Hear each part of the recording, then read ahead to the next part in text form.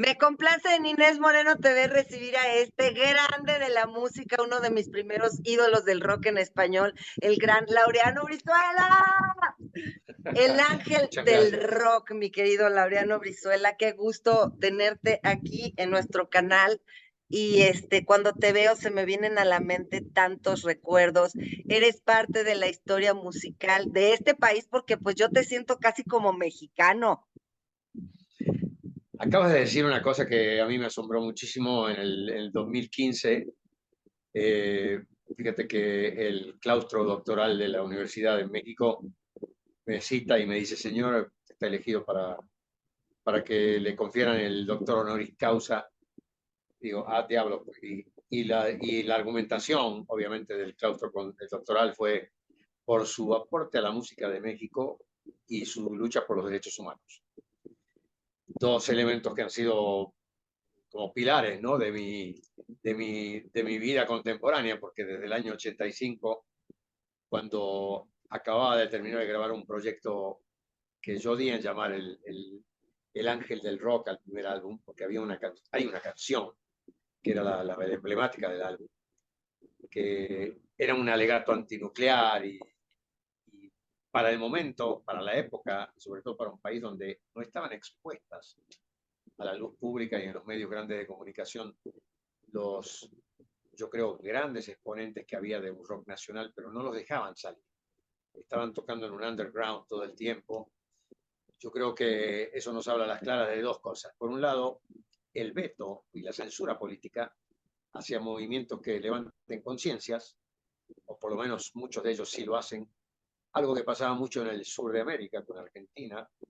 El rock nacional había tomado desde los 70 ya un impulso gigantesco y como habíamos sufrido una serie de situaciones políticas del país muy delicadas, el, el movimiento de rock nacional allá en Argentina era un puño en alto contra el sistema. Cierto. Ya llegó un momento que no importaba qué sistema, si no eran los militares, si el que subía no era democrático, en fin, siempre había Era la un rebeldía, encontronazo. ¿no? Representaban la Exactamente, rebeldía. exactamente, lo cual yo creo que tiene orígenes, eh, bueno, desde el origen de las dos bandas gloriosas que tiró Inglaterra al mundo, que fueron por un lado los Beatles y los Rolling, ¿no? Pero después hizo explosión en Woodstock. Woodstock fue el alegato antigubernamental de la guerra, del ocupacionismo, en fin. Y después México también tuvo su pequeño Woodstock, ¿no? Una banda, ¿no? Que era un evento de carros y de pronto se transformó en un evento musical donde todo el mundo levantó el puño y dijo contra el sistema, Claro, ¿no? queríamos Eh, nuestra propia rebeldía aquí, ¿no? Con tantos grupos de rock and roll, que mira, sus letras no eran precisamente como de rebeldía antisistema, ¿no? Simplemente pues era rock y se cantaba pues lo que vivían los chavos en ese momento, como tu música, ¿no? No era de rebeldía contra un sistema. Bueno, fíjate que yo dividiría, eh, eso me llevó a analizar, a meterme, a introducirme, a estudiar las raíces de cada lugar a donde de pronto uno llega y no es tu país, no es el país que conoces, entonces tienes que profundizar un poco más para saber el porqué, ¿no? De ciertos movimientos. En los 60 permeó desde los Estados Unidos y como una réplica bastante torpe de lo que pasaba en Inglaterra, que eran cosas más serias, en materia de propuesta musical. No te olvides que salen los Beatles allá y de pronto sacan los Monkeys en Estados Unidos. A ver, era como que una versión masticable y escupible, ¿no? Ajá. De, del mismo movimiento, pero aquí se permearon con una cuestión de un llamado rock, creo que le llamaban igual que en Argentina, que había un programa de televisión allá que era el Club del Clan, ¿no? Y donde la gente en realidad cantaba baladitas de Polanca o de Nini Sedaka, adaptadas a una onda, y ellos con traje y corbata decían somos rockeros, ¿no?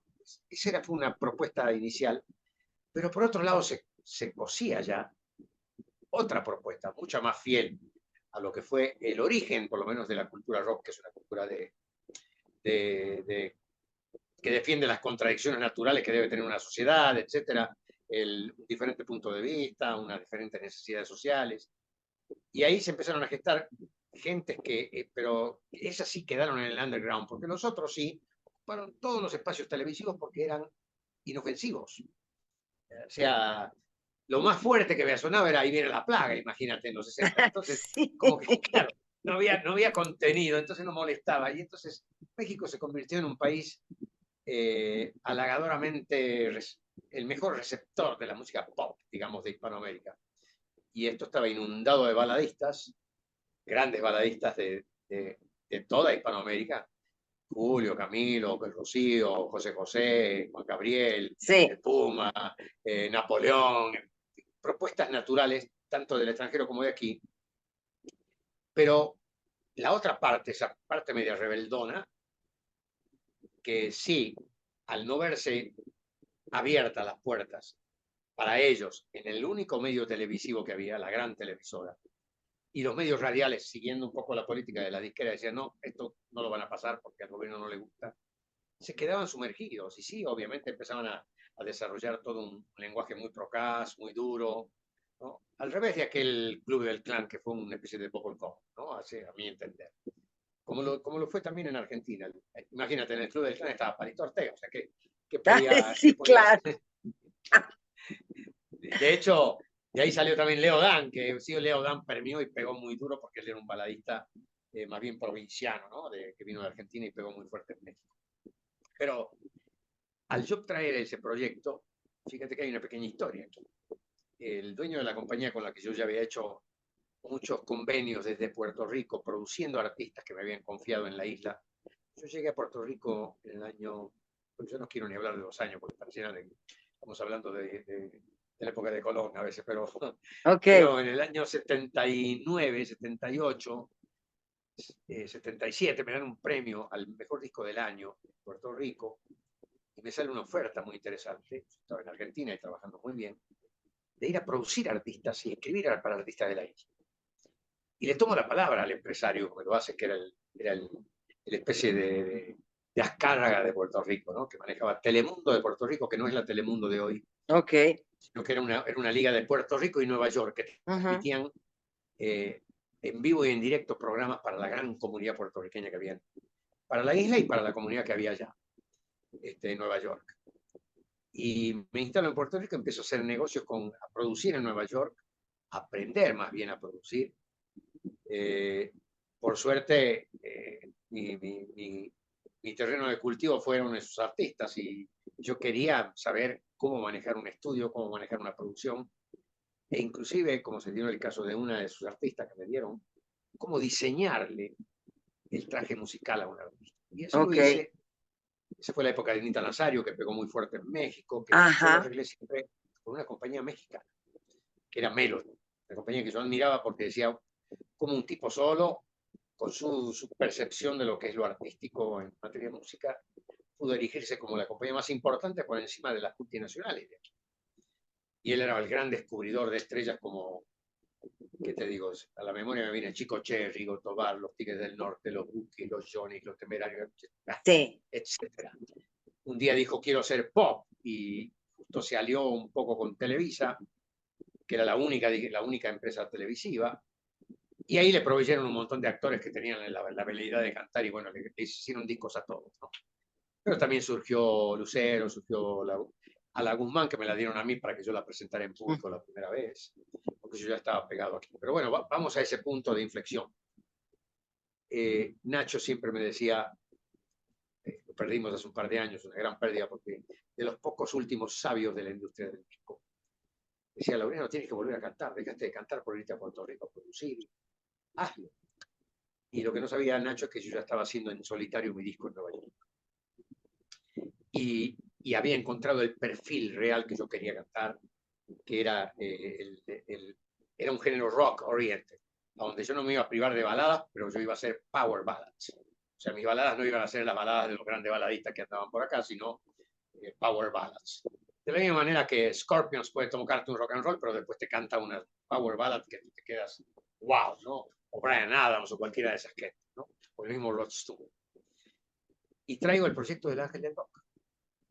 Y llegas a México. Claro, me va a escuchar el proyecto a Nueva York, el presidente de la compañía, y me dice, me encanta y creo que voy a apostar por esto.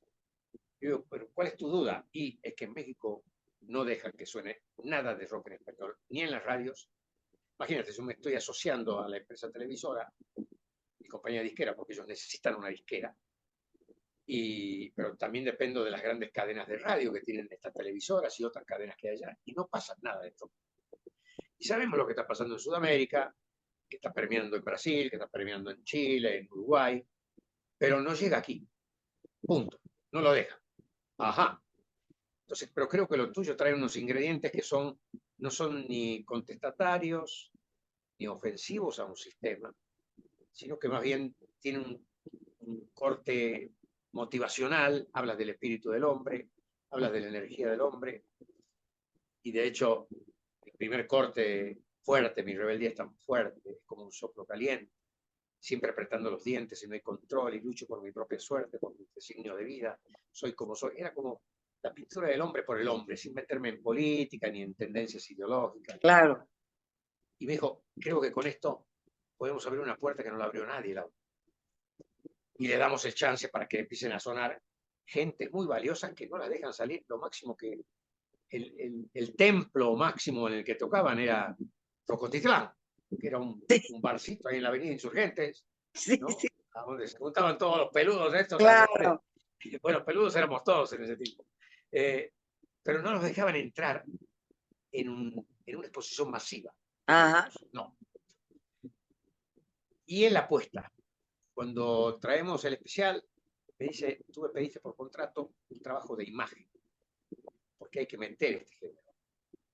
Pero la imagen te la puede dar únicamente en la única empresa que tiene en su área de San Ángel todo toda una infraestructura apropiada para hacer buenos videos y todo lo demás. Y curiosamente, le llevamos a uno de los que era en ese tiempo considerado el rey de las telenovelas, porque era el que manejaba prácticamente todo lo que se hacía en San Ángel. Víctor Hugo Farri. Exactamente.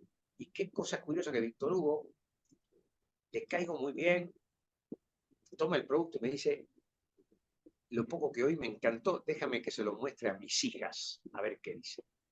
Wow, ok. Y mañana desayunamos juntos. Su focus El otro group día, era su familia. claro, él se confió en chiquillas jóvenes que tenía en su casa. ¿Qué piensan de esto que me están ofreciendo para ver si yo me uno a este lanzamiento? ¿No? Y al otro día me dice, le vamos a meter con todo lo tuyo, vamos a hacer un muy buen especial.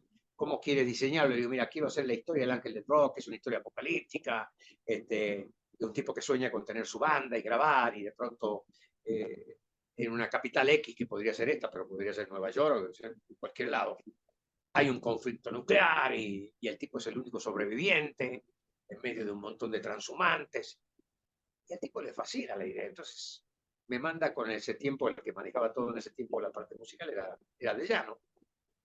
Y Luis, junto con otro director, que lo acabamos de perder hace un año y me dio mucha pena, porque un chico muy sutil, muy sensible, Juan Williams, aunamos esfuerzos y empezamos a escribir la historia y empezamos a grabar la historia. Pero cuando llega el momento de presentar la historia un sábado y el domingo siguiente hacer la presentación de mi proyecto, nos citan a Nacho y a mí, junto con dos personajes de la compañía televisora, a una oficina privada en Gobernación. Y esto, efectivamente, el secretario de turno quería escuchar esto que estaban anunciando como de rock en español que se iba a presentar en un evento masivo los domingos. Para que veas hasta qué punto un esquema, un organigrama político cuidaba muy bien sus espaldas de no tener nada que le levante polvo en el camino, ¿no? Claro. Y como no sabían de qué se trataba, nos citan y en una oficina tocadisco, el acetato ya estaba prensado y listo, que ya te contaré cómo inclusive se diseñó hasta la portada, era todo artesanal.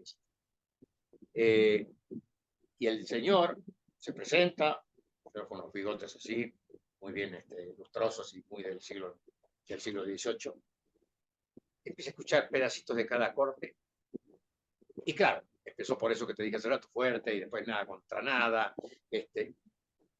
volver a empezar, qué sé yo, qué tal lo que te quiero.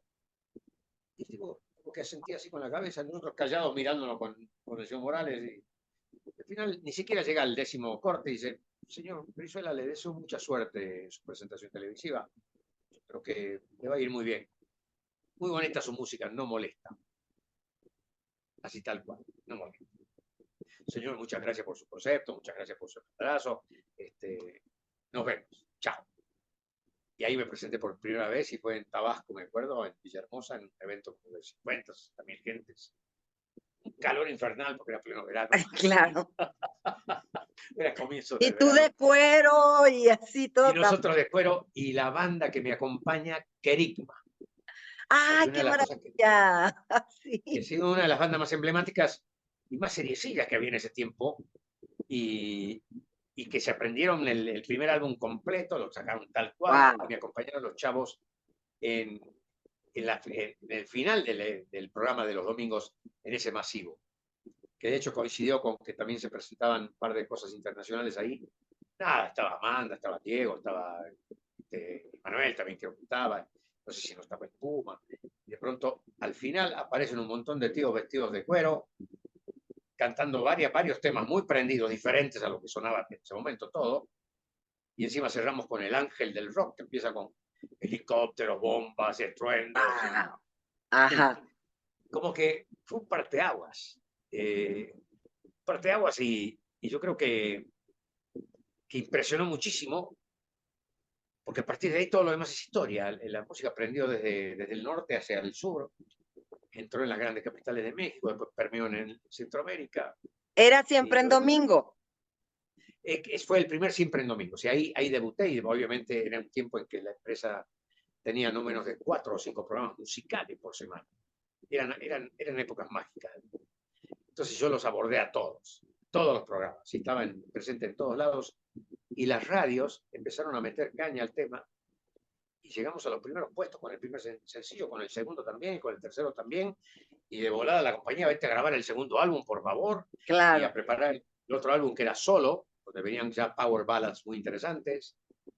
Yo estaba muy influenciado por lo que pasaba en Inglaterra, yo oía mucha música de allá, y estaba creciendo mucho lo que ellos denominaron el romantic rock inglés, ¿no?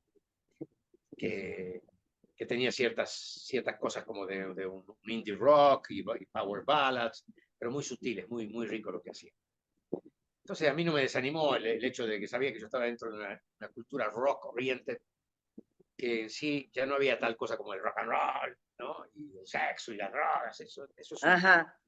un mito que se perdió en los 70s y a partir de ahí la gente se abocó a defender un criterio musical que creo que llegó a su máximo esplendor en los 80s. Sí. En el mundo, en el mundo. Surgieron exponentes de altísima calidad en todas partes. Mucha gente me pregunta, oiga, ¿cuál es la década que yo considero que la década techo fueron los 80s? No había un tema que viniera de cualquier parte del mundo. Australia, New Zealand, Inglaterra, Irlanda, Estados Unidos, Latinoamérica, que oía los primeros acordes, ya sabías qué canción era, qué cantante venía, qué banda venía. Sí. Y había una identidad tan perfecta de cada uno de los artistas que creo que ese movimiento no se volvió a repetir Fue más. una época maravillosa No, y que que está vigente. llegaban y con los brazos abiertos recibíamos bandas como Soda Stereo, Nenitos Verdes, Miguel Mateos, Los Españoles también. O Así sea, es. fue un movimiento espectacular donde siempre te veíamos ahí también con tus éxitos. Y yo creo que se hizo también, me imagino una hermandad que ahí habrás hecho muchos amigos. Bueno, te cuento, precisamente esa apertura a los medios masivos de pronto hace que en la misma empresa televisora levanten la ceja y digan, oye, vamos a hacer eventos de esto. ¿Quién te gusta? Y entonces veíamos lo que estaba pasando en España, que España tenía también lo que había de rock en España, al margen de lo que había con un tradicional como Miguel Río, que venía de hacía ya 15 años Ujú. antes haciendo esto, pero en solitario, estaba solo. Lo demás era una especie de pop rock interesante. Trajimos para los primeros especiales que hicimos, donde yo capitaneaba un poco la cosa, a La Unión, vino Alaska y Dinarama, Los hombres G, los hombres G, después llegaron los hombres G, Y también mencionaste a Soda y Miguel, ellos llegaron después como parte de una especie de convenio que se hace entre una compañía que tenía casi todo el catálogo hispanoamericano de este género, que era BMG, la famosa compañía alemana esta, y me consta porque había un tipo, un argentino dirigiendo el departamento internacional de BMG en México, que tenía 50 productos en el cajón y no los sacaba porque sabía que ni los iba a poder visitar en televisión, no iban a entrar ni en los programas de videos locales, ni tampoco a las radios los iban a pasar. Por ese veto que yo te digo, que de pronto yo me siento un poco responsable de abrir el primer cerrojo, si se quiere, ¿no? Y Sí. aparecer en todos los medios televisivos y radiales, Por y esa eso habilitó censura que... que había, ¿no? En contra de un Exactamente, sistema. Exacto. exactamente. Y recién en el año 87 es que se consolida esto del rock en tu idioma, del que yo no soy parte. Yo no era de BMG, yo venía de antes. Yo abrí un poco la puerta para que BMG pudiera sacar todos los productos que sacaron. Perdón, se me fue. Acá, te vuelvo a traer. Yo te estoy viendo bien, ¿eh? Ok, perfecto. Eh, cuando se forman los rock en tu idioma, obviamente arman caravanas, pero eran caravanas de artistas de esa compañía. Ok. Aunque igual nos encontrábamos en los eventos que hacía la empresa televisora y compartíamos escenarios, y nos encontrábamos en el Festival Acapulco. Yo pude desarrollar una amistad muy grande, y tengo por ahí fotos con todos ellos, que participamos en eventos muy masivos, muy grandes.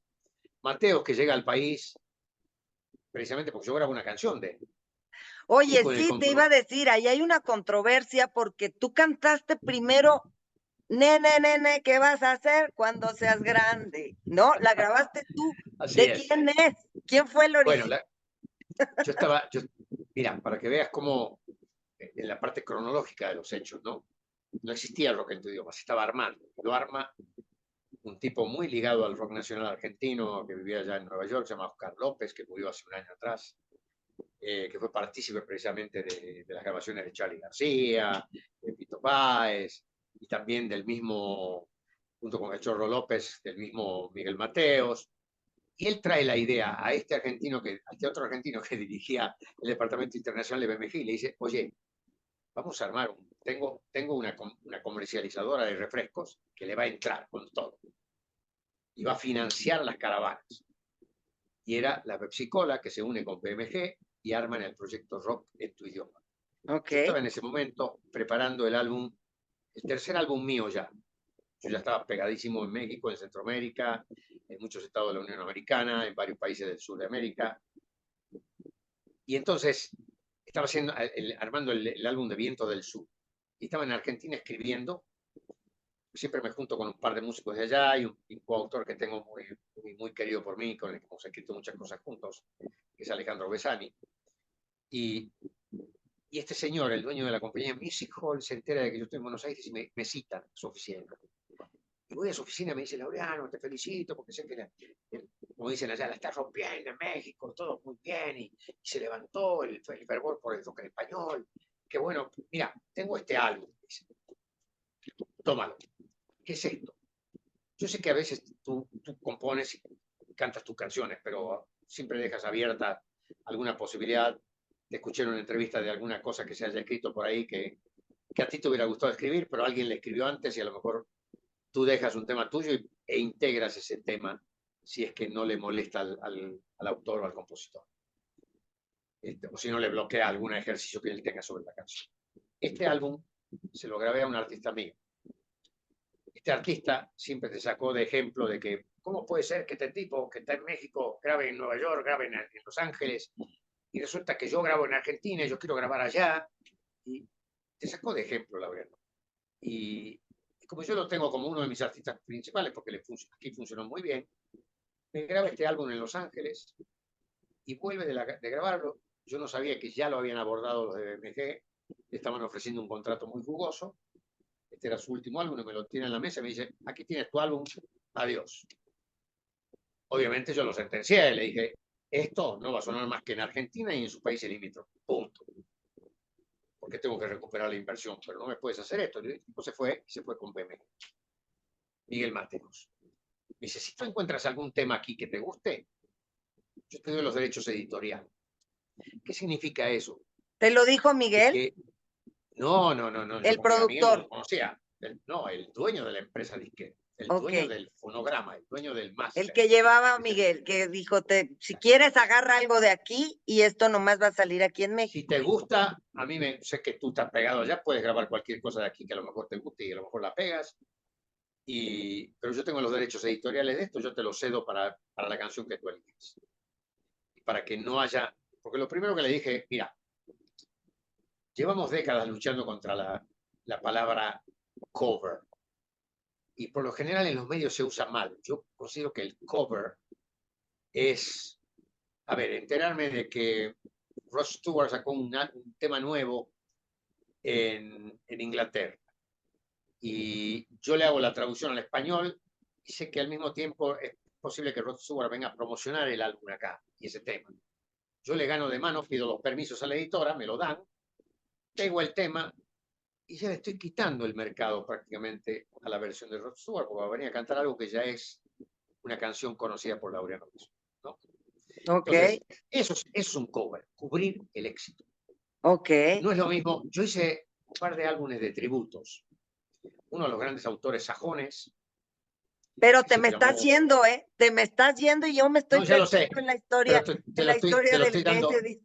Ok, te lo estoy dando de ejemplo nada más. va. Y entre las cosas que grabé, por ejemplo, grabé un tema que fue muy famoso por Presley, y lo grabé en español, que es It's Now or Never, que lo grabé de Soy o Ok, Nunca, sí. pero no le estaba haciendo un cover a Presley, porque ya eso había pasado hace 30 años. Tampoco le estaba haciendo un cover a nadie, porque es una canzoneta italiana napolitana del año 1890, creo, que la popularizó un gran tenor que se llamó Mario Lanza en los 40, Ok, imagínate. ok, ok.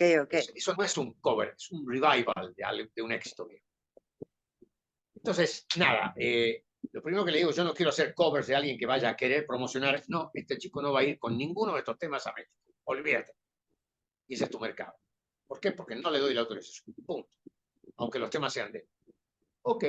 Sí, porque él Oigo, tenía el yo no. publishing, ¿no? Claro. Claro, él tenía el publishing. Entonces, oigo el álbum y el tema que me viene a la cabeza en el acto. ¿Pero por qué? Porque yo llevaba ya casi 3 años de andar por México y veía la repercusión que yo tenía, inclusive hasta en chicos chicos, que de pronto les había gustado esa imagen diferente a la de los baladistas, los crooners, Claro. formales de trajo y corbata, ¿no? Como si fueran Sí, empleados sí, sí. bancarios, ¿no? Entonces, yo venía con traje de cuero, con guitarras eléctricas y con una banda, todos peludos y rebeldes. Sí, sí.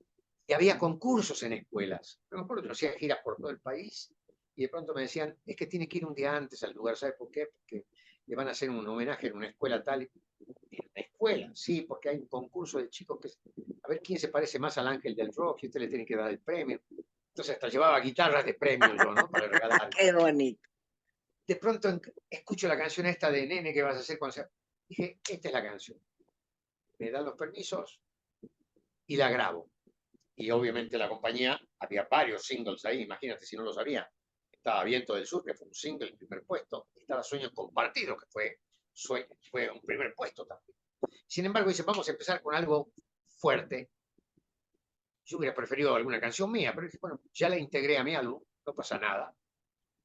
No es la única versión que va a sonar y lanzan Cuando seas grande.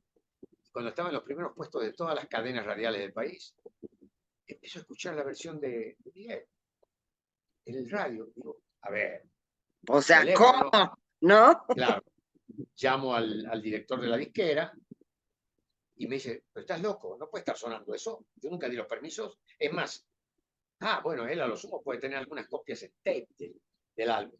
Esos tapes que uno lo guarda para hacer televisión, Sí, esas sí, cosas. sí. Resulta que este argentino, bien pícaro, el director artístico de BMG, cuando vio que yo tenía un tema del artista que acababan de contratar pegado en la radio, me dijo, Miguel, dame una copia tuya. Y yo, no puedo, está prohibido que yo lo saque. No importa, dame una copia. Hicieron copias instantáneas, las mandaron a todas las radios y empezaron a crear lo que tú dices, que se creó hasta un antagonismo a ver cuál era Claro, la versión, ¿no? claro. O sea que fue una tranza de alguien Fue porque una, estaba pactado que exactamente, solamente tú lo cantaras. Y mira por exactamente, dónde Miguel Mateos entra a México justo con ese tema.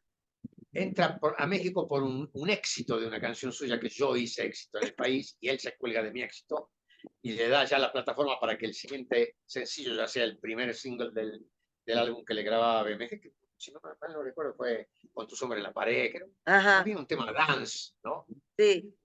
Pero bueno, ahí empezó la historia de Miguel, pero son 3 años después de que apareció el Ángel del Rock en México. O sea que nada de rock en tu idioma Oye, ni me pertenece, ni yo pertenezco ¿y hubo antagonismo real o realmente se conocieron y se cayeron bien o personalmente hubo antagonismo real? Mira, yo sé que hay un antagonismo personal más de parte de él que mío, creo. De pronto él sintió que yo le estaba robando un éxito. A ver, él, la compañía, si iba por los trámites naturales, iba a esperar el disco, iba a sacar su primer single y les iba a costar muchísimo meterlo, como a lo mejor, quizá no tanto porque ya había todo un movimiento en el cual Miguel era parte de, pero no era lo mismo que entrar con pegado a un número uno en el ranking local y decir yo también tengo la canción y ahí se crea la pelea que inclusive hicieron. Recuerdo que en las revistas, ¿te acuerdas de esas revistas que había en el tipo de esas notitas musicales? Hacían concursos, Sí, hacían guerra, supuestamente yo guerra. gané casi, y yo gané prácticamente todos los concursos que hicieron del público, porque yo tengo un Fíjate. público muy fiel aquí. Oye, me Sin recordó el caso también de la canción de Toda la Vida, claro, bueno, con acabas de tocar. Franco y luego con Emanuel. Y entonces la gente Ah, comparaba y decía, a ver, ¿quién fue primero, el huevo o la gallina? O sea, ¿por qué? bueno, Y te era puedo un decir cover algo, también, ¿no? Era un cover de Lucho Dalla, creo, o de, no sé. acabas de dar en la tecla. Ese fue un verdadero cover de un tema que Lucho Dalla quería venir a promocionar por toda América y no pudo nunca porque ya era propiedad no solamente de Emanuel, sino de este chico el cubano este, que fue su única canción. Franco. Y Franco, eh, después hasta Menudo grabó, que todo el mundo grabó esa canción a ver. Entonces, pobre Lucho Dalla, si tú supieras la cantidad de canciones que le grabaron y nunca pudo venir a promocionar sus versiones al español, esos son covers. Eso es cubrir el éxito, como hizo, y me atrevo a decirlo a boca de jarro, porque esta persona que te mencioné, este coautor que yo tengo maravilloso, que hemos escrito cosas muy lindas juntos, Alejandro Besani, él le componía mucho a Valeria Lynch en Argentina, a La Pantoja y a La Curado, y le Wow. grabaron canciones. Pero aquí, el que dirigía la compañía que tenía Lupita en ese tiempo, creo que era Rogerio Azcárraga, si no me equivoco, Sí, le hizo grabar todas las canciones éxitos que salían de Argentina de Valeria. Y Valeria nunca pudo en realidad ser un personaje importante aquí porque, mira, canta la canción de Lupita. La gente en realidad no tiene conocimiento de claro. quién es el autor, quién es el compositor, quién es el productor, quién ideó la original, Sí, ¿no? con quién la oí primero y qué versión me gusta, ¿no? Claro. A ver, no escuché por ahí, no quiero ser peyorativo y desmerecer a nadie, por supuesto, pero me invitan a un showcito hace muchos años atrás. Y yo me di el gusto de encontrarme con Lerner en Nueva York, ver si teníamos algunas cosas para compartir y después él participó de los eventos que hacíamos por Villano aquí, televisión, invitado por nosotros, etc. Pero no veo en un show, creo que fue en Monterrey, vamos a presentar al éxito del momento, era un chavo con una maquinita de ritmo y una guitarra, y aquí viene la canción famosa de Hinojosa, creo que he dicho, Todo a pulmón, la canción famosa Todo a pulmón de Nicho, esa canción es de Alejandro Lerner. Y Sí. después Santa Lucía, la famosa canción.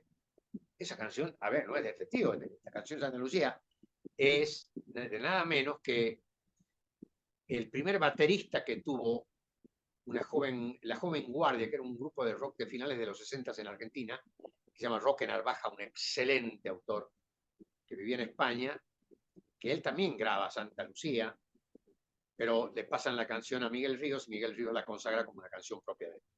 Pero ahí sí hubo acuerdo, ¿no? Roque le dijo, Miguel, eres un ícono, me encanta que grabes mi canción. Por supuesto, a veces el autor o el compositor lo mejor que le pueden hacer es que se graben muchas versiones de su canción. Claro. Claro, Al final de con cuentas, permiso. la gente compra las versiones, ¿no? Y con Exacto. quién les gusta escucharlas. Y bueno, pues se hacen canciones icónicas como esta de Miguel Ríos, que pues tú ya ni averiguas de quién es, tú la oyes y dices, es la rola de Miguel Ríos, ¿no? La icónica. Oye, te iba a preguntar, eh, a ti te empieza a ir muy bien entonces en México, la gente te acepta, sacas un álbum, otro. Yo me acuerdo, esta de Sueños Compartidos, yo me acuerdo haberla escuchado como más de un año en los primeros lugares. Así eh, es. una gran canción que hasta la fecha yo la pongo y la oigo y me encanta, pero entre muchas, ¿no? O sea, muchísimas, te empieza a ir muy bien, empiezas a sentirte bien en México y de pronto viene un capítulo muy amargo en tu vida que lo has contado, lo has explicado, pero ¿qué te dejó eso de que alguien como Raúl Velasco te haya hecho pues esta mala jugada en la que tú terminas en la cárcel? ¿Qué te deja eso después de aprendizaje? ¿Hay rencor? ¿Hay perdón? A ver, aquí hay que hacer una especie de análisis del escenario, del momento. Un gobierno que hasta el día de la fecha, no yo tengo mis propias versiones, pero todo el país censura como uno de los gobiernos más autoritarios que tuvo este país, que decide traer la globalización al país. Así, de un día para otro. Vamos a privatizar un montón de empresas y vamos a traer inversiones de todo el mundo, pero claro, los grandes inversores dicen, oye, y los grandes bancos, para hacer todo ese desarrollo de cosas, hasta cambios de la telefonía, cambios de todo, ¿no? Yo puedo darte dinero, pero siempre y cuando tú cobres impuestos, porque si no, mi dinero que yo te doy desde los bancos mundiales sirve para que tú termines Claro. pagando a los maestros, a los policías, a los administradores públicos. A ver, eso, el dinero que te doy es para que juegues en el mundo globalizado de las bancas de Nueva York y todo lo demás, pero no para que tú arregles tus problemas internos de falta. Cobra impuestos, de ahí salen los gastos naturales internos de un país. Este era un país a donde la cuestión impositiva era, era muy original. El que quería pagaba, el que no quería no pagaba. Y justo con este gobierno muy autoritario, de hecho, en ese aspecto, desata lo que, no lo digo yo, está establecido ya como una definición de ese sexenio, hasta en la Comisión Interamericana de Derechos Humanos, Como una fue cacería de brujas, terrorismo fiscal. Usemos la palabra correcta, terrorismo es una terrorismo palabra fiscal. muy grave. Y desata el terrorismo en todos los rubros de productividad del país.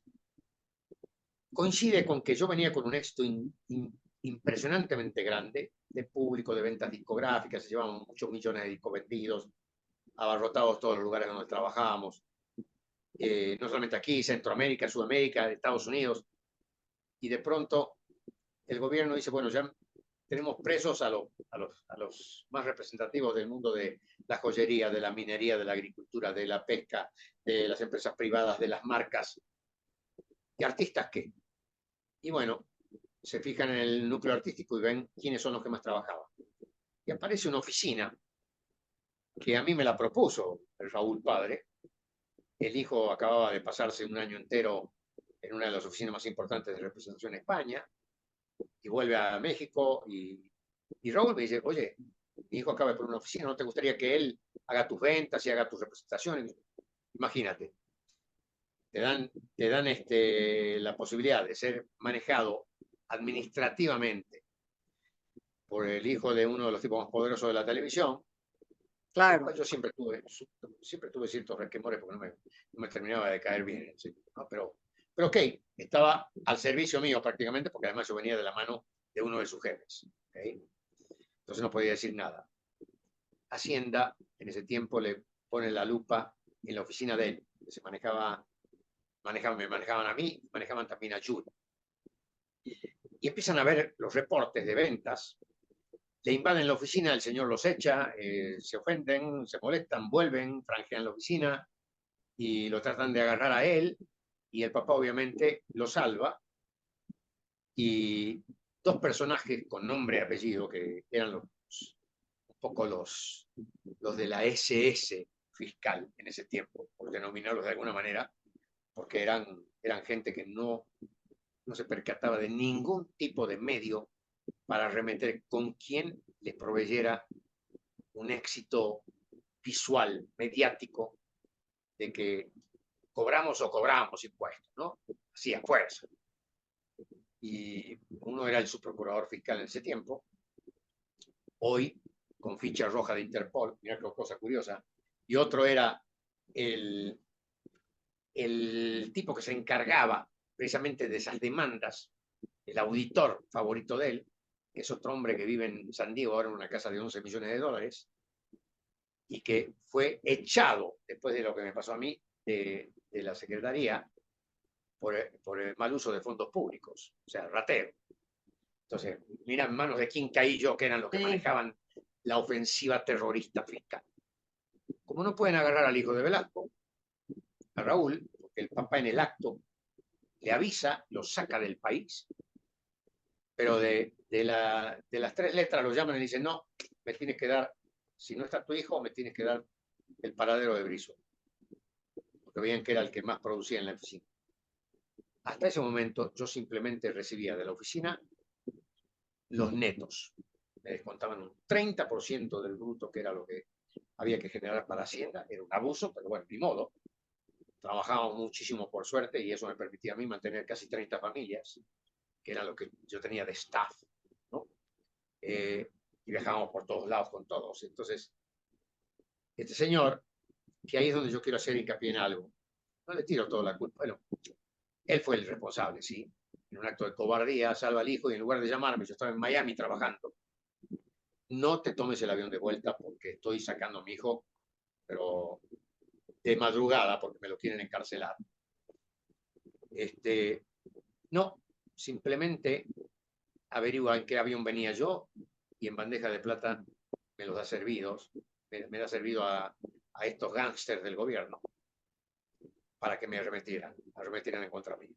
Que eso es lo que pasó. Yo llegaba en un avión de Pan American a las 5 de la tarde al Aeropuerto Internacional de México, me bajaron en la pista, cosa que también es un ilícito, con 2 camionetas, 3 camionetas suburban llenas de gente, encapuchados con armas largas, me bajaron. Como si fueras un asesino o una cosa así. Exacto. Bueno, de hecho, usaron el equipo Tiburón, que es con el que habían arrestado a Neto, a Félix Gallardo, a Caro Quintero, etc. Ese equipo lo mandaron para que me agarraran a mí como si yo fuera el peor terrorista del planeta. Yo simplemente me dedicaba a cantar, mija. Y a mí me daban lo que resultaba después de descontar todo. 30% del bruto para Hacienda, después la comisión de la agencia y después pagar los músicos. Y lo que me quedaba era lo que me reportaban a mí. Punto.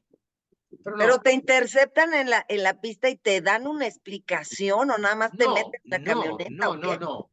Violaciones totales. Violaciones totales a mis derechos y garantías, no solamente los constitucionales del país, sino los internacionales establecidos por la Convención Americana. Pero obviamente no se van a hacer cargo de eso. Cuando el poder manda y tú usas todo el poder del aparato estatal para tirarlo contra alguien, ¿quién lo resiste? Nadie. Nadie. Es lo peor que te puede pasar en tu historia. Porque no tienes, a ver, el mismo poder del gobierno maneja la justicia. ¿A qué justicia con qué justicia te vas a amparar? Si están usando la justicia y el poder policíaco para además exponerte como un criminal en potencia en todos los medios. Yo tendría que haber demandado después de que salí de mi juicio de 6 años penal, al que lo gané, y salí absuelto, inocente de los cargos y sin delito alguno que perseguir, pero ya me habían cobrado un crédito fiscal por anticipado, como quien te sienta en la silla eléctrica un ratito para que vayas probando lo que te va a pasar cuando te digan que eres culpable. Pero resulta que salí inocente, pero me sentaron varias veces en la silla eléctrica. Digo, estoy haciendo una especie de metafórica aquí con el tema. Pero me destrozaron el proyecto de vida, el proyecto de musical, me pusieron en entredicho con todo el empresariado nacional, porque cuando yo salí del tema, tuve que seguir trabajando para pagar un crédito indebido de Hacienda, mientras yo tenía mi juicio activo, lo cual, si tú lo analizas jurídicamente, de por sí habla de que tú no tienes por qué pagar un adeudo que no se certificó con una sentencia final. Claro. Claro. Y demostrado de que de verdad lo debes. No, invadieron mis cuentas personales, yo vivía en Estados Unidos en ese tiempo. Invadieron mis cuentas personales en Estados Unidos, donde yo depositaba los netos de toda Latinoamérica. Agarraron un año entero de depósito y me dijeron, me lo debe, viejo, y me lo pagas ya para salir de la cárcel. No, ¿cómo voy a pagar lo que no debo? Demuéstrenme que lo debo. No, no tenemos nada que demostrar. Ya hemos hecho los estudios, no tienes la obligación legal y jurídica de demostrarlo. No, somos el poder y no tenemos por qué obedecer ninguna reglamentación. Chao. Así que pagué. Nunca te devolvieron nada. A ver, te voy a hacer más corta la historia porque si no nos llevaríamos un día entero hablando de todo Claro. esto. Gané el juicio penal a los 6 años después, inocente, absuelto, sobre ese cargo que me habían hecho, sin delito que perseguí. Termina el juicio, me voy con la sentencia a Hacienda, vengo a reclamar lo que me quitaba. No, tiene que hacernos un juicio. ¿Cómo? Sí, hágale un juicio al Tribunal Federal Fiscal de la Federación. A ver, título rimbombante para acuñar a un montón de gente que obedecía a los intereses del Estado. O sea que nada de la división de Wow. poder. 9 años de juicio fiscal que me lo rebotan hasta en la Corte Suprema porque el resultado final de un ministro que obviamente 9 años después, ¿quién lo llamó? El secretario de Hacienda. ¿Quién era? El subprocurador que me mandó preso. Y le dice, échalo para atrás. Ya está. Dice, no, usted quiso pagar. O sea que usted debía. No, No, no, no, usted no. demuéstreme que yo lo debía. Porque si no me lo tiene que devolver. No, no. La prueba está que usted lo debía y usted era culpable porque usted aceptó pagar. No, yo acepté pagar para poder salir de la cárcel. Lo Claro. quise impugnar cuando salí y me dijeron, no, te devolvemos a la cárcel. ¿Con qué criterio jurídico? Y bueno, ya había un juez, obviamente, ideado por el Estado, un juez unitario que ya había dicho, este señor es culpable, 3 años, 8 meses de prisión. Así, como si tratara de papa frita, ¿no? Sí. Porque no tenía nada que ver con, en mi vida me habían detenido ni por pasarme un alto. Y resulta que no solamente me chupe 5 meses de cárcel, en la cárcel más, perdón el francés, más jodida de México, donde estaban todos los grandes capos del mundo, ¿no? Sino que cuando salgo tengo que seguir un juicio de 6 años y después otro juicio de 9 años para reivindicarme y no me dan caso. Entonces me llevé el caso a la Comisión Interamericana en Washington, lo presenté, se demoraron 4 años estudiando el caso, hasta que dijeron hay causales de violaciones a los derechos y garantías. Se abre el caso, 5 años después se emite la sentencia final. Son 2 sentencias. Primero, la admisibilidad, que se admite los delitos cometidos por el Estado. 7 violaciones a la Convención Americana, certificadas. Intento hacer un arreglo amistoso con el Estado mañoso. Esto fue en el año 2015. Obviamente niegan tener responsabilidad alguna y sí, si te podemos, no sé, compensar, pagarte un médico si te hace falta. Y, a ver, no, me tiene que devolver. No hay dinero que te pueda devolver una injusticia social. Claro. No lo hay. Pero sí aquí había dinero constantes y sonantes que no se niegan. Entonces, presento la moción en la comisión del último recurso, que es la última sentencia. Es como irse a la Corte Suprema. Y sale la sentencia de fondo en el 2019. ¿Okay? Se ratifican las 7 violaciones y a partir de ahí, muchachos, están en un trámite amistoso, pónganse de acuerdo. Hasta el día de la fecha no hay acuerdo. Esto pone en entredicho la importancia o no, la legalidad o no de ciertas comisiones internacionales que a veces nos asustan porque dicen, oye, mira, alguien demandó a México en la ONU o en la Corte Penal de no sé. Hay tanta mezquindad, hay tanta ausencia de lo estricta y correctamente jurídico en muchas de esas organizaciones que dan pena. Estoy luchando en este momento precisamente para que se termine el caso y ellos reconozcan que lo que se debe y no tienen que pagar. Hasta ahora no ha habido ¿Cuántos voluntad años ni jurídica. después?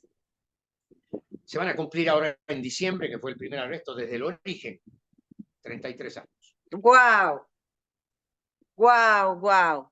Y dentro de ti, Y yo no bajé qué la hay guardia, para... ¿eh? Y yo seguí peleando el tema porque si hay algo que voy a defender, ya no es un tema, esto no es un tema de dineros, No, no.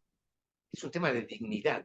Y tiene que haber dignidad también en la capacidad de un buen gobierno de reconocer que contigo la jodieron, que tienen que Tienes reconocerlo toda la públicamente, razón. porque además es parte del mandato de la Comisión Interamericana.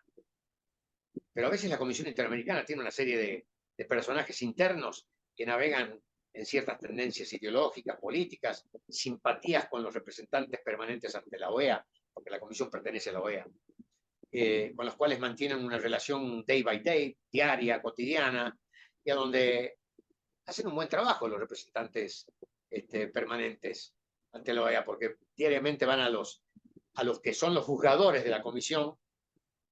Mira, no, este caso, estirémoslo, porque mi gobierno tiene muchos problemas, ya tenemos denuncias, que los 43, que los Ay, 150.000 no, no, no, desaparecidos, no, no, no. no, hay cosas más importantes, Y, danos chance. Este caso es de un señor muy ambicioso que lo que quiere es billete.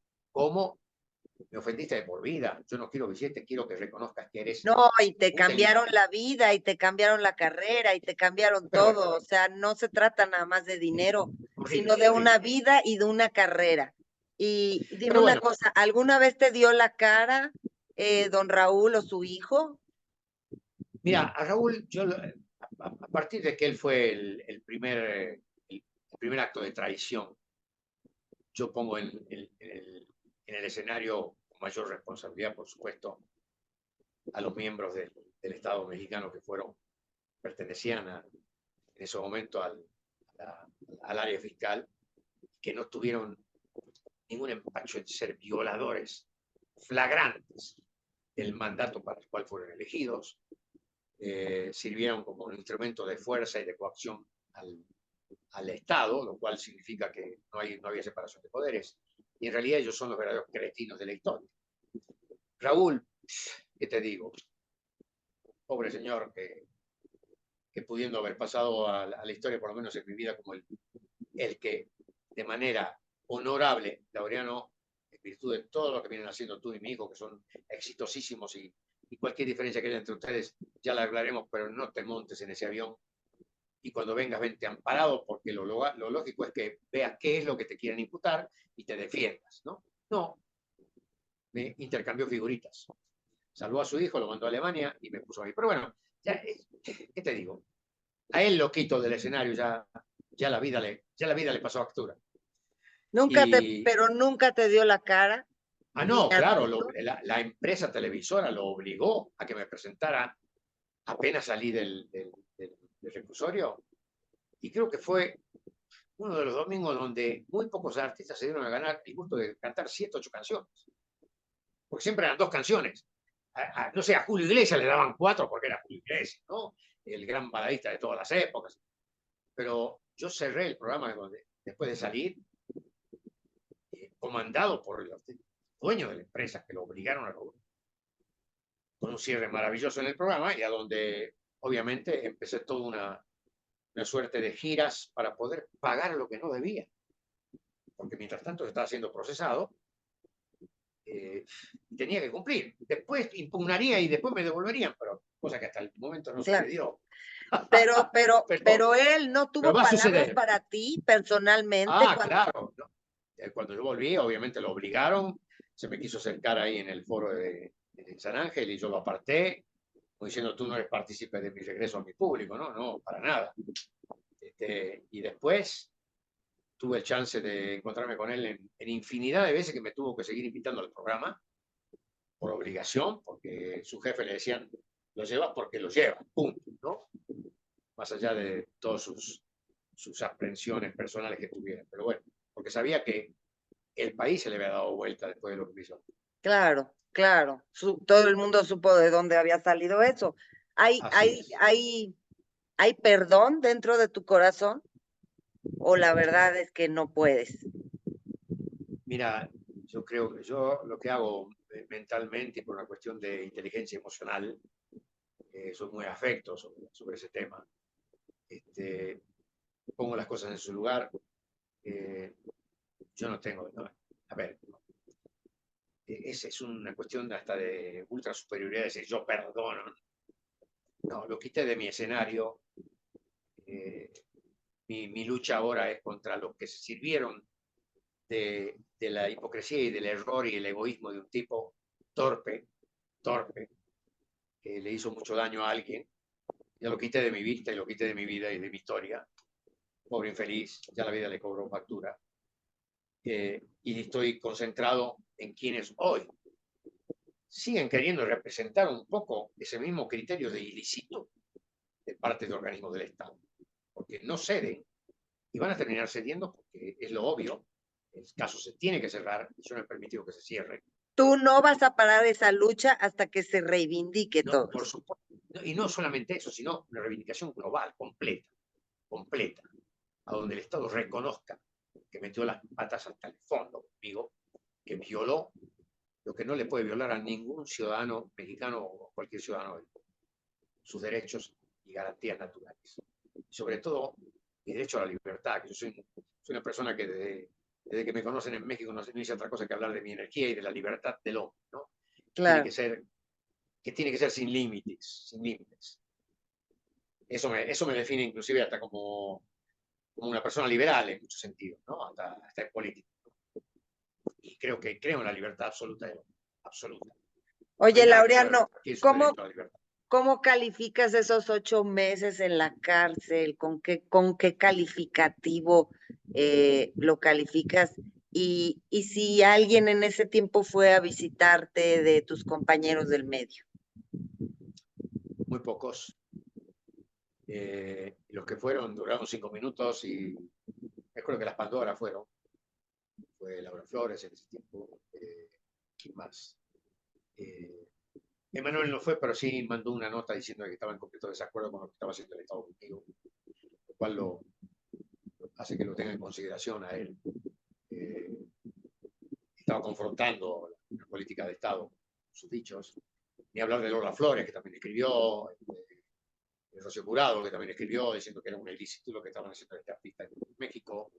El mismo presidente Menem, en aquel tiempo en Argentina, mandó un comunicado diciendo, oigan, por delitos, por supuestos delitos fiscales, aquí no se arresta a nadie, la gente se sienta en el fisco y arregla. Igual que, bueno, a menos que descubran que eres un ratero consuetudinario y te metan preso, claro, pero eso no estaba aprobado y al final salí inocente del tema. A ver, nada de eso se hizo caso omiso de todo eso. Claro.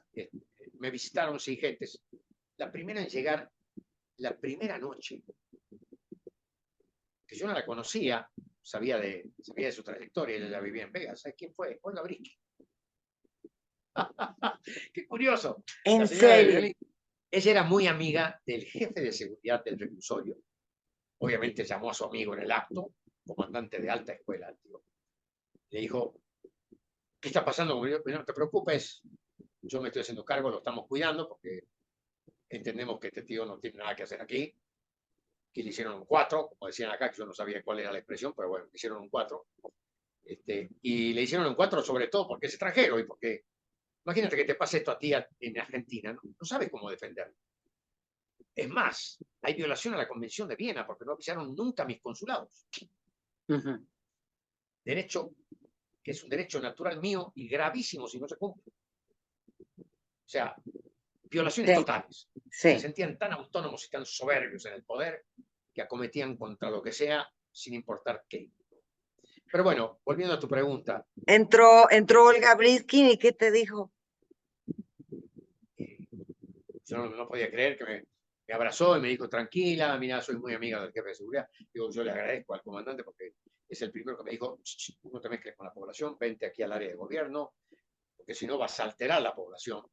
Sí, la verdad, se duplicó y triplicó la cantidad de visitas que hubo durante el periodo que yo estuve ahí adentro.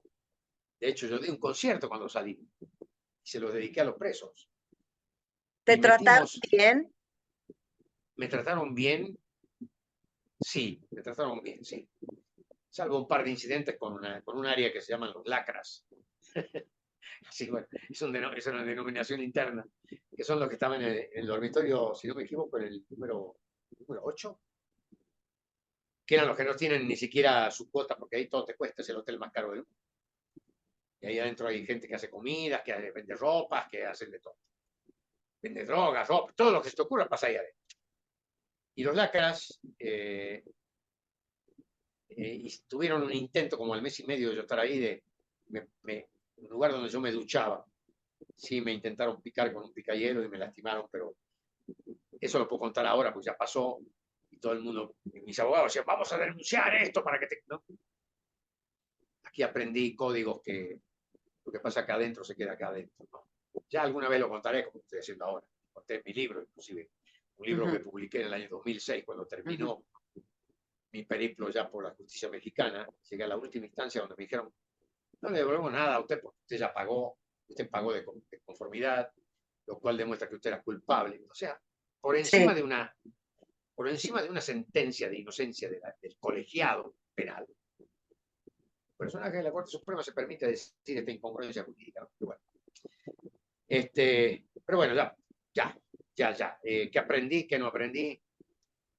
Que hay que luchar por la justicia siempre y para que tu sistema, el que te toque, en el tiempo que te toque, sea un sistema que respete los derechos y garantías de los seres humanos, ¿no? Porque eso es fundamental para el bienestar de una sociedad. Oye, Laureano, hablemos de cosas lindas, como todo lo que se vive, un ídolo del rock. Cuando se es muy joven, libre, está en su cúmulo, en su cúpula, y todas las mujeres se echan encima y le sobran. Creo que te has casado 3 o 4 veces, tengo entendido.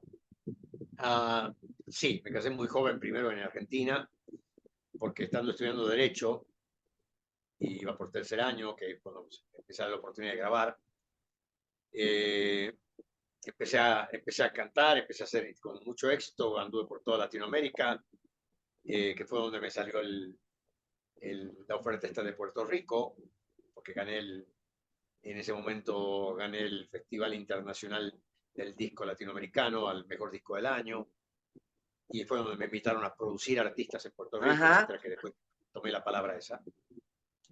Pero ahí me casé con la inexperiencia natural de quien, yo soy un tipo de familia, toda mi vida vengo de una familia bien constituida, mis padres nunca, no fueron ricos, pero sí fueron profesionales ambos, mi madre bioquímica, mi papá era químico farmacéutico, me crié en medio de ese ambiente y bajo la premisa de que yo debía estudiar para ser alguien en la vida, me debía graduar de algo.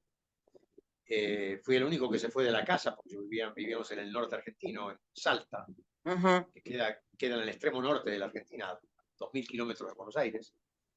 Y nadie entendió por qué yo fui el único que no se quedó en la universidad local y se fue a Buenos Aires a estudiar. Pero era un poco mi necesidad musical de querer estar cerca del lugar a donde pasaba todo en música Claro, claro. y donde estaban los ídolos que yo admiraba mucho a Sandro, admiraba mucha gente las primeras bandas que habían surgido ya en Argentina, estamos hablando de Los Gatos, Box Day, La Joven Guardia, en fin, quería estar cerca de todo eso. Y como empezó a ir bien discográficamente, aunque mi género era un género más bien de corte juglaresco, español, baladas, contra juglar, y pegó durísimo y en ese tiempo me sentí el tipo más rico del mundo y me casé. ¿Cuántos años? Que tendría 20 y pico de años, 23, 24 años, me casé Ujú. y ya estaba ganando dinero, estaba haciendo giras. Y bueno, pero obviamente surge esto de Puerto Rico y a los 5 años le digo, bueno, vámonos a Puerto Rico porque aquí la situación sociopolítica de la Argentina está delicada, yo sigo trabajando muy bien, pero quiero crecer, quiero evolucionar y no me acompañaron y bueno, sobrevino el divorcio y en Puerto Rico surgió al poco tiempo otra posibilidad. ¿Conociste a Eh, otra chica? sí, una de las artistas que yo producía, Edita Nazario, Claro. Claro, Ernita, Y no sí. sé cómo ni en qué momento, porque terminé casado con ella, cosa que yo no quería en el fondo, pero me casé. Con todas las de la ley firmado, todo, todo, todo. A ver, Ya me imagino esa casa tan temperamental, o sea. eso duró 5 años hasta que dije, aquí terminó mi historia en Puerto Rico, quiero volver a cantar, pues yo había dejado de cantar. Sí, co-conducía con ella un programa de televisión que ella tenía, y ahí recibíamos a todos los artistas de Hispanoamérica, y además yo producía artistas de la isla, entre ellos a ella, Ujú. y le hice 4 o 5 álbumes preciosos, que la sacaron de la isla. Ahí fue donde dije, ya sé cómo entrar a un estudio, cómo manejar mi proyecto y qué música quiero cantar sin que ningún director artístico me diga, esta canción la tienes que cantar porque me gusta, esta otra no. Esta... A ver, yo iba a ser el autor de mi destino. Y fue Puerto Rico la isla la que me propició ese aprendizaje Ese conocimiento, claro. y exitoso, porque a lo mejor podría haber fallado y a lo mejor podría haber hecho un destrozo de la historia de unos cuantos artistas de la isla, entre ellos lo de la Nazario, pero no, fue exitoso. Y me autodemostré que podía hacerla, entonces fue donde dije voy a grabar mi primer proyecto de verdad con el género que me gusta hacer, y era el género precisamente que no prosperaba desde el underground en México. No lo dejaba, no lo dejaba. Punto. Entonces, bueno, ya conoces un poco la historia, ¿no? Ujú. No lo dejaban florecer a la superficie. Y yo me puse la mochila de decir, no solamente quiero hacer un proyecto que sea exitoso en términos de llegar a poder llegar a la sensibilidad popular, sino también que otra gente se una. Yo veo que hay gente que está limitada y está amarrada y no sale. Y creo que el cometido lo logré. Y eso me llena de orgullo porque me unió como una gran familia Ujú. a muchas de estas gentes que querían hacer este género de música, más allá de que el, el, el estilo o el perfil de cada uno de esos artistas me gustara o no, no importa. Eh, pero eran todos parte de un movimiento. Pero estábamos en Y, las esposas. ok, ahí fue donde ya abandonando Puerto Rico y saco mi proyecto, en solitario conozco a alguien y me caso por tercera vez. Wow. De ese Aquí en matrimonio, México ya. ¿cómo? Ya en México. Ya estando en México, sí. Ok, De hecho, fue en un viaje a Argentina, a donde fuimos a propiciar la salida del proyecto nuestro, que era de una ok. compañía mexicana, Ujú. el mío, y inclusive el mismo Víctor Hugo me confía, oye, y mueve también el de Timbiriche, hicimos todo ese trabajo. Y ahí conocí a esta persona y sobrevino hasta ese momento el más duradero de los matrimonios, el tercero, que fueron 15 años, casi 16 años, con el fruto de 4 hijos preciosos que tengo. El primero tuvo 2 hijos. Del La única primero, mujer, dos. Ujú. 2. La primera, que fue una mujer, La de Argentina. ajá, Tienes y dos argentinos así es. y cuatro mexicanos.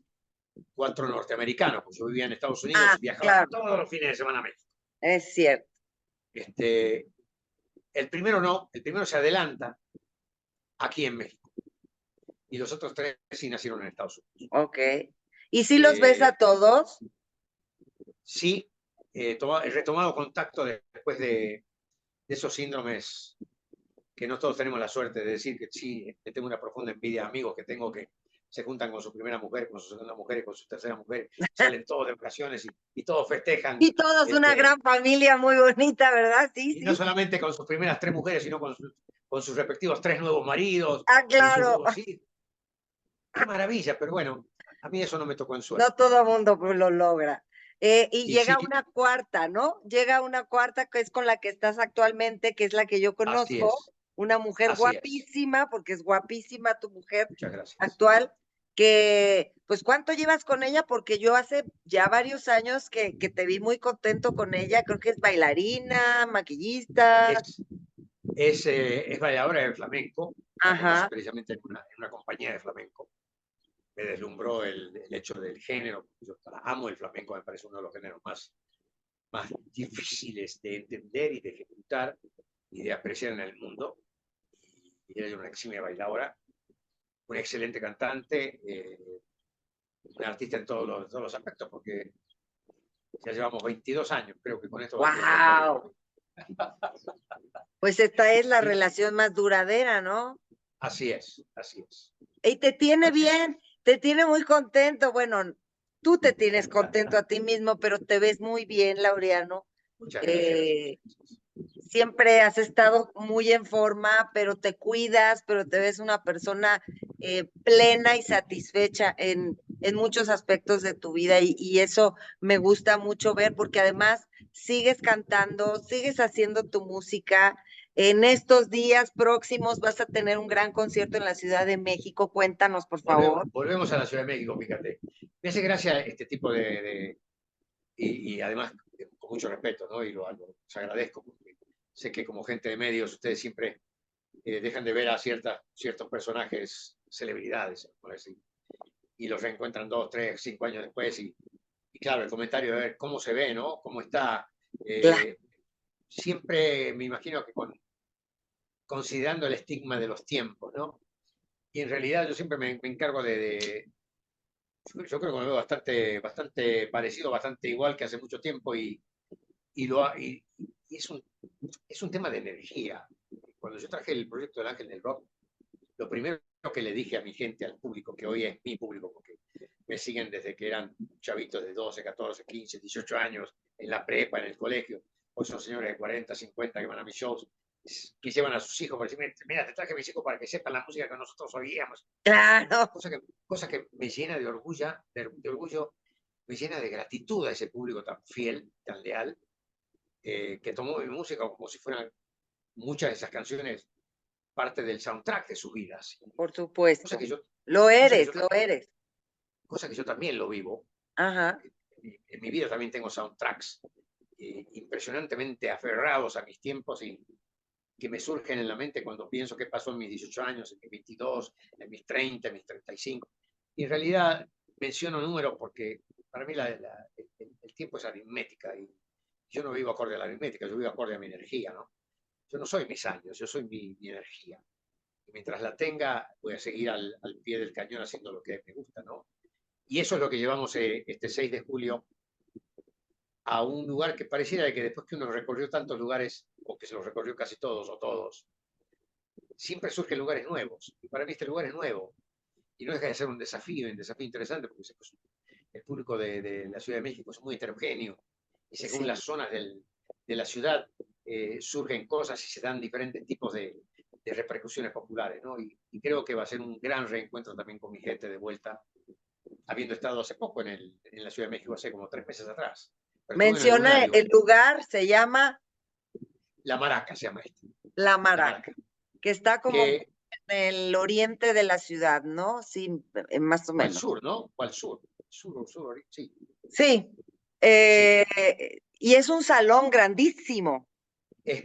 Mira, tengo comentarios de gente de mucho prestigio del mundo de la música que ya han trabajado ahí, artistas nacionales e internacionales, y eso me animó a decir que me encanta la idea, son desafíos nuevos, y ahí estaremos, y ahí posiblemente por unos mesecitos cerraremos el ciclo de la Ciudad de México, a la que volveré creo que no, si octubre, noviembre, también tenemos teatro por allá, pero y ya después perdón, que me está entrando una llamada, no tiene por qué entrar.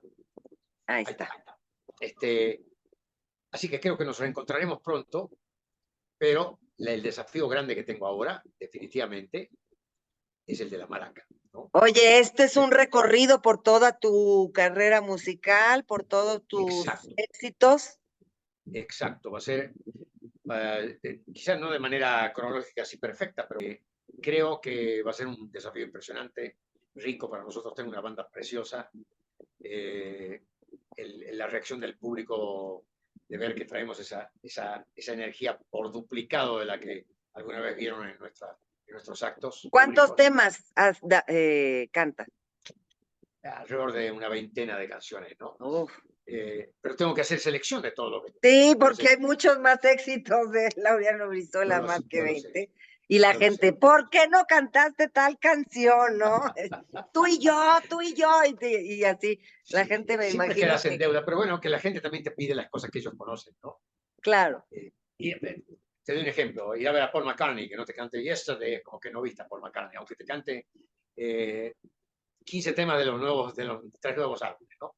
Siempre le van a pedir las tradicionales, ¿no? Y eso nos pasa a todos los que hacemos música hace ya 4 décadas, que no es fácil de decir. y pues para terminar, Laureano, dime tú qué ha sido lo mejor de ser Laureano Brizuela y lo peor de ser Laureano Brizuela. Wow.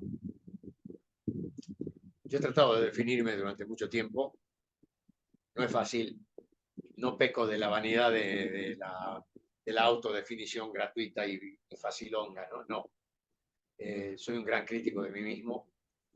Hay una cosa que yo escribí en uno de mis álbumes como, como si fuera una mini definición de qué soy o quién soy.